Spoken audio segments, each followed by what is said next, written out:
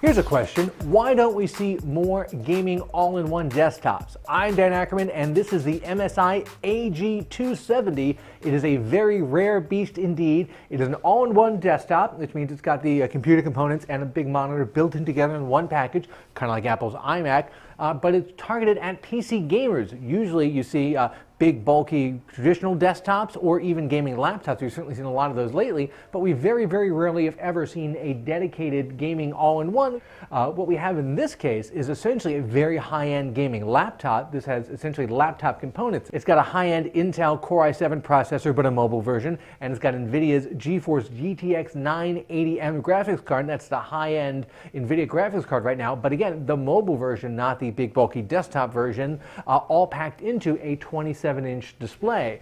So you get performance that's on par with super high-end gaming laptops from ASUS or Origin or Alienware, not really the same level as a dedicated gaming desktop, but I'll tell you, for playing current games at high settings at 1920 by 1080, the resolution of this display, it actually works out fine. There's a couple of other things I really like about this display. One, it's got a matte coating on it, so it's not overly glossy, so you're not going to get a lot of glare from lights in the room, and it's got a nice kind of muted look to it, and it's a touchscreen, something that you see on all-in-one sometimes, but you see on gaming systems rarely, especially high-end gaming systems. So the fact that I've got just a standard Windows 8 touchscreen interface on here just adds a lot and makes this much more usable as an everyday PC besides just a gaming system.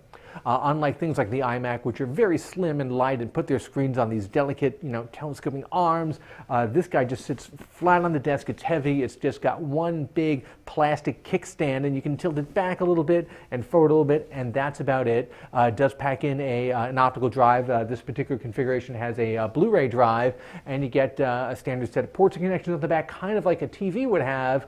You've also got the same mounting screws you would need to mount, let's say, a flat screen TV, so you could put this up on a wall if you wanted to. Now, of course, all of this unique charm does not come cheap. This particular configuration is $26.99, but keep in mind it's got 2 terabytes of hard drive space, a separate 256 gig SSD, the Blu-ray drive, the super high-end processor, and graphics card. You could knock out a few of those features, get it down closer to around $2,000.